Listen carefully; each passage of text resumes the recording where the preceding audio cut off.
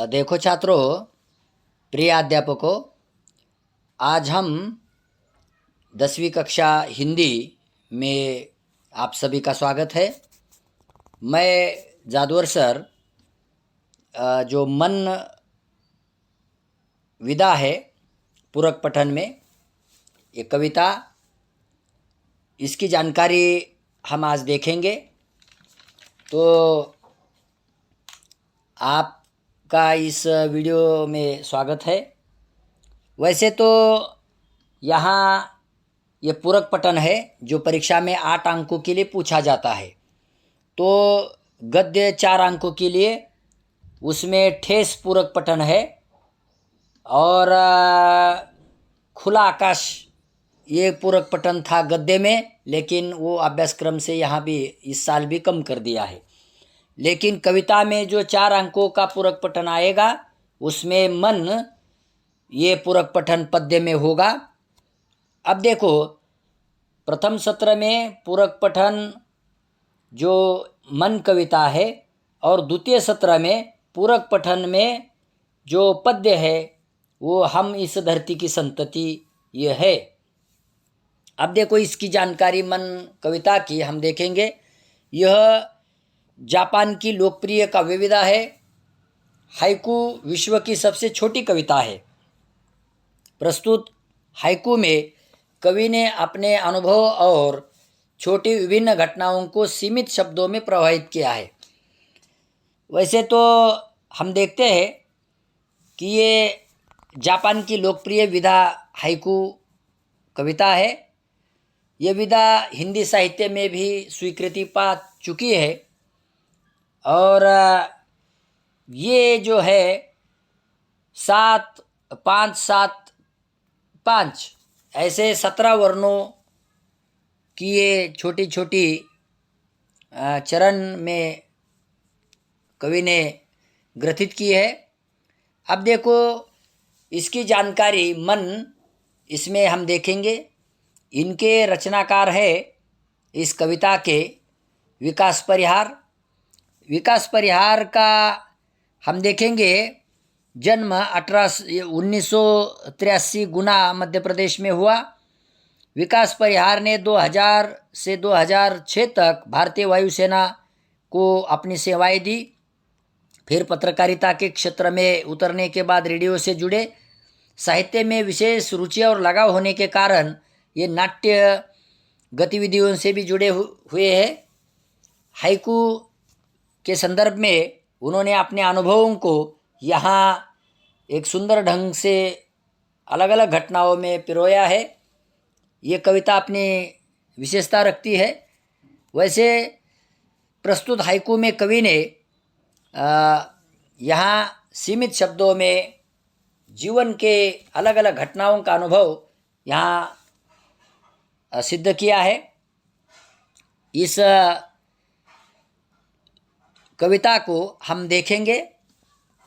पहले देखो, कविता पूरक पठन मन घना अंधेरा चमकता प्रकाश और अधिक। देखो, वैसे तो जब मनुष्य के जीवन में प्रतिकूल परिस्थितियां होती है, घना अंधकार होता है, तो अंधकार यानी क्या? संकटों का प्रतीक है। अंधकार अज्ञान का प्रतीक है। तो हमें अंधकार प्रतिकूल परिस्थितियों में चारों ओर से घेर लेता है और उस अंधेरे में, उस अंधकार में जब छोटा सा दिया प्रकाश हम लगाते हैं तो वो अधिक चमकता है। छोटा सा प्रकाश वहाँ दिखाई देता है तो अधिक चमकता है। तो प्रकाश क्या है? किसका प्रतीक है? रोशनी का प्रतीक है, ज्ञान का प्रतीक है। मनुष्य के जीवन में हमें अंधकार से बाहर निकालकर ज्ञान प्राप्त करना चाहिए और जिससे कि मनुष्य अपने जीवन में ऊंचे पद पर पहुंच सकता है। अब देखो, यानी कि इसका मतलब कवि ने यहाँ स्पष्ट किया है कि अपने जीवन से प्रतिकूल परिस्थितियाँ हटाकर अनुकूल परिस्थितियाँ बनानी चाहिए। उसके लिए हमें प्रयत्नरत रहना चाहिए। आगे देखिए, करते जाओ पाने की मत सोचो जीवन सारा, यानी करते जाओ पाने की मत सोचो जीवन सारा। देखो, मनुष्य को जीवन में हमेशा काम करते रहना चाहिए, कार्य करते रहना चाहिए। कभी भी यश की प्राप्ति है ना, या समझो कि फल की अपेक्षा नहीं करनी चाहिए। फल अपने आप मिल जाएगा, अपने आप मिलता है। इसीलिए जीवन भर हमें कर्म करते रहना चाहिए। भगवत गीता यही कहती है कि पहले कर्म करो बाद में फल मिलेगा। इसीलिए हर मनुष्य पहले काम करता है, बाद में ईश्वर उसे फल देता है। जीवन भर उसे पाने की मत सोचो, यानी कि अपने आप ईश्वर हमें फल देगा ही। जैसे उदाहरण के तौर पर हम लेंगे किसान। किसान क्या करता है कि फल की अपेक्षा न करते हुए खेती में काम करता है, हल जोतता है, मेहनत करता है, और मेहनत के बाद बरसात करने का काम, बरसात बरसाने का काम ईश्वर करता है, प्रकृति करती है। तो किसान बीज बोता है, फसल को अनाज जब आता है तब किसान आनंदित होता है उस फसल को देखकर। यानी कि काम करते रहना चाहिए, बाद में फल अपने आप मिल जाता है। वैसे जीवन सारा, ये पूरे जीवन भर मनुष्य ने काम करते रहना चाहिए, तभी उसे जरूर यानी कि सहजता से फल मिलता है, मिलेगा ही। तो ऐसी छोटी छोटी घटनाओं के माध्यम से कवि ने मनुष्य के मन को यहाँ उद्धृत किया है। अब तीसरा चरण देखो, जीवन नैया मंझधार में डोले संभाले कौन। देखो, जीवन नैया मंझधार में डोले संभाले कौन, यानी कि अगर यदि जीवन रूपी नैया इस संसार रूपी सागर में डगमगा रही है तो इसे संभाले कौन। अपने आप तो संभल नहीं पाती वो जीवन नैया, तो हमें उसके लिए प्रयत्न करना पड़ेगा। हमें ही उस नैया को संभालना होगा, क्योंकि हमें उस मंझधार में यानी कि लहरों के चपेट में हमारी नैया अगर अटक जाती है तो हमें ही हमारे जीवन की नैया संभालना पड़ेगी। इसीलिए हमें ही पहले काम करते रहना होगा। जीवन की नैया संभालने के लिए कष्ट करना पड़ेगा, मेहनत करनी पड़ेगी, नहीं तो हमारी इस जीवन की नैया संसार रूपी सागर में डगमगाएगी। उसे पार करने के लिए हमें ही काम करना पड़ेगा। इसीलिए यहाँ कवि ने प्रश्न किया है कि तुम्हें कोई संभालने के लिए नहीं आएगा, तुम्हारी नैया पार करने के लिए तुम्हें ही काम करना पड़ेगा। तो इस भाव को यानी समझते हुए हमें ही जीवन को आगे बढ़ाना होगा, इसीलिए प्रयास करना पड़ेगा। चौथा चरण देखो, रंग बिरंगे रंग संग लेकर आया फागुन। देखो, फागुन का महीना यानी अपने बसंत को विविध रंग लेकर आता है। जैसे कि फागुन के महीने में भी होली का त्यौहार होता है। होली क्या है? अनेक रंगों को खेलने वाला त्यौहार है। यानी कि मनुष्य के जीवन में रंग का बड़ा महत्व है। और होली जैसे कि मीराबाई, संत मीराबाई कहती है कि फागुन के दिन चार होली खेलो रे, है ना। रंग की होली, वो तो भगवान कृष्ण की होली खेलती है। वैसे मनुष्य के जीवन में रंग का बड़ा महत्व है। एक मनुष्य का जीवन रंग से भरा हुआ है। उल्लास और उमंग का वो फागुन का महीना होता है। पृथ्वी का स्वागत करने के लिए वहाँ फागुन के महीने में यानी कि पीले पीले लाल फूल निर्माण होते हैं, जैसे गुलमोहर को हो, पलाश को हो। तो ये जो बातें हैं कि हमें जीवन में यानी कि ऐसे फागुन के महीने में उस फूल को देखकर, क्या रंग संगति को लेकर वो पृथ्वी का, प्रकृति का स्वागत करते हैं। वैसे उस प्रकृति के उमंग और उल्लास को देखकर हमें भी जीवन में आई हुई परेशानियों को, संकटों को भूलकर हमें आगे बढ़ना चाहिए। यानी कि ऐसे संकट जीवन में आएंगे छोटे बड़े, लेकिन उसे बाजू को रखकर, है ना, भूल कर हमें आनंद लेना होगा। क्यों? क्योंकि फागुन महीना हमें जो क्या करता है, जैसे प्रकृति में रंग भरने का काम करता है, सभी को उल्लासित आनंदित करने का काम करता है, वैसे हमें भी जीवन में रंग भरने का काम करना चाहिए। कैसे? तो यहाँ उन्होंने फागुन के महीने का उदाहरण दिया है। आगे देखिए 5वां चरण, कांटों के बीच खिलखिलाता फूल देता प्रेरणा। कांटों के बीच खिलखिलाता फूल देता प्रेरणा। अभी देखो, है ना, गुलाब का फूल कहाँ उगता है, कहाँ निर्माण होता है? कांटों के बीच, है ना। कांटे क्या है? यानी कि दुख का प्रतीक है ना। कांटे दुख का प्रतीक है। कांटा, और दूसरी बात अगर हम लेंगे तो कांटा मनुष्य को जख्म करता है, दुख देने का काम करता है, कष्ट देने का काम करता है। लेकिन फूल कैसा है? फूल तो यानी कि सहजता से खिलखिलाता हुआ और हंसते हुए स्वागत करने वाला होता है ना। गुलाब का फूल जो है, जो कांटों में निकल आता है, उसको देखकर मनुष्य ने अपना जीवन खिलखिलाना रखना चाहिए, खिलखिलाता हुआ निर्माण करना चाहिए, हंसते हुए हमें आगे बढ़ना चाहिए। नहीं तो जैसे देखो, एक ही पौधे पर कांटा और फूल निर्माण होता है।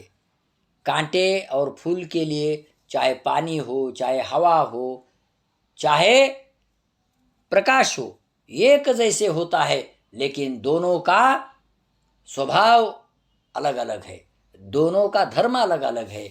जैसे कांटा वो क्या करेगा? अपना धर्म रखेगा, चुभने का काम करेगा। लेकिन गुलाब बहुत ही मुलायम होता है, सुंदर होता है, खिलखिलाता हुआ सभी का स्वागत करता है, सबको अच्छा लगता है। इसीलिए हमारे कवि ने इस फूल और कांटों से क्या अर्थ जीवन के लिए लेने का प्रयास किया है कि मनुष्य ने संकट को हटाकर, संकट को बाजू में रखकर हमें गुलाब के जैसा हंसते हुए सभी का स्वागत करना चाहिए।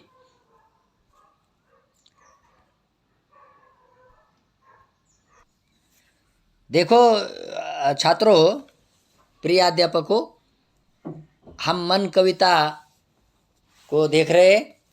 आगे देखिए, जैसे कि हमने देखा है, कांटों के बीच खिलखिलाता फूल देता प्रेरणा। हमें फूल से प्रेरणा लेनी चाहिए, ताकि फूल अपने जीवन में कैसे हंसते हुए, कैसे मुरझाते हुए स्वागत करता है, ये भी बात ध्यान में रखकर हमें परेशानियों से न घबराकर जीवन में आगे बढ़ना चाहिए। तो यहाँ फूलों से प्रेरणा लेनी चाहिए, क्योंकि वो फूल कांटों में ही निकलता है, कांटों में से ही निकलता है, इसकी ओर ध्यान देना चाहिए। आगे देखो, भीतरी कुंठा आंखों के द्वार से आई बाहर। भीतरी कुंठा, है ना, कुंठा यानी क्या? घोर निराशा, आंखों के द्वार से आई बाहर। यानी कि जब मनुष्य को दुख होता है, खेद होता है, अपने मन जैसी बात नहीं होती है ना, परेशानियां होती है, संकटों से भरा हुआ रास्ता सामने दिखाई देता है, तो ये जो कुंठा है, जो निराशा है ना, वो अपने आंखों के द्वार से बाहर आती है, तब अपना मन हल्का होता है। लेकिन इस निराशा को बाहर आने ही देना चाहिए, नहीं तो अपने हृदय पर, है ना, प्रेशर आएगा। क्योंकि हम उस दुख भावनाओं को अगर व्यक्त नहीं कर पाए, है ना, आंखों के माध्यम से, तो हमारे इस यानी कि शरीर पर क्या होगा, उसका परिणाम होगा, अपने हृदय पर इसका परिणाम होगा। इसीलिए ये जो घोर निराशा जो मनुष्य के जीवन में कभी कभी आती है, उसे नयन रूपी द्वार से बाहर लाना चाहिए, तो वो आएगी ही। इसीलिए अपने आप वो बाहर आने का प्रयास करती है। इसीलिए कवि ने कहा है, आगे देखिए, खारे जल से धुल गए विषाद मन पावन। देखो, खारे जल से धुल गए विषाद मन पावन, यानी कि जब नेत्रों से, है ना, अश्रु बहते हैं तो समझना चाहिए कि खारे जल के साथ, है ना, जो आंसुओं से खारा जल निकलता है, उससे पूरा क्या हुआ है, विषाद यानी कि धुल गया है। जैसे देखो यहाँ, यानी कि जो दुख है मनुष्य के जीवन में आया हुआ, वो पूरा आंसुओं से बह गया है, धो गया है, और अपना मन निर्मल हो चुका है, पावन हो चुका है।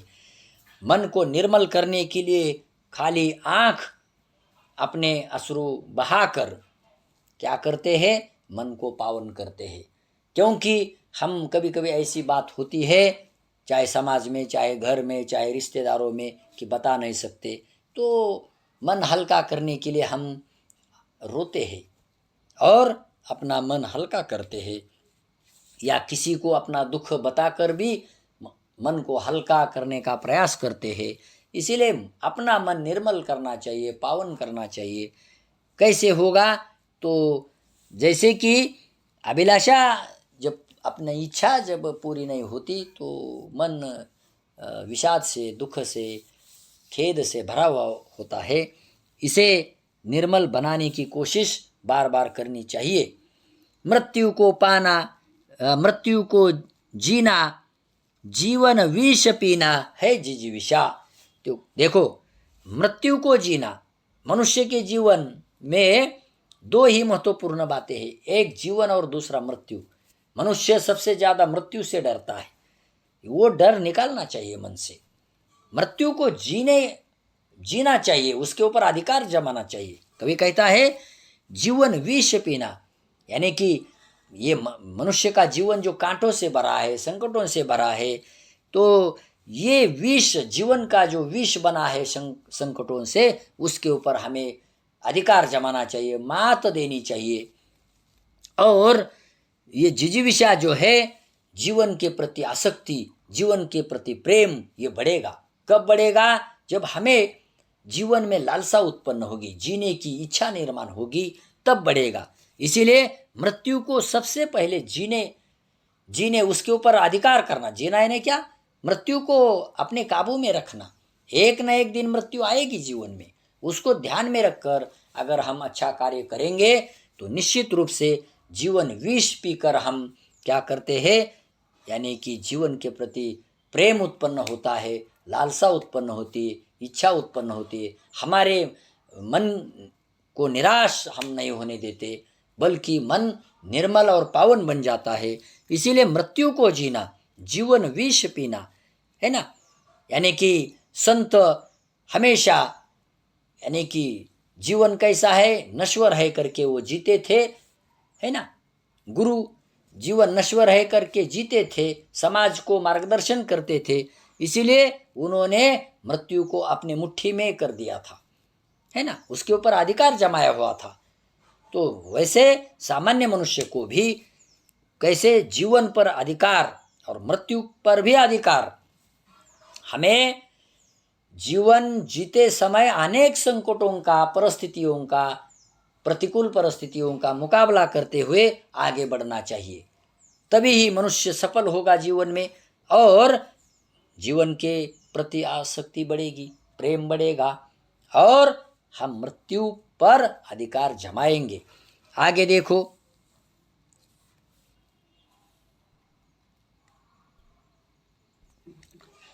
देखो छात्रों, प्रिय अध्यापकों, पहले भाग में मन कविता के ऊपर हमने जानकारी पाई है।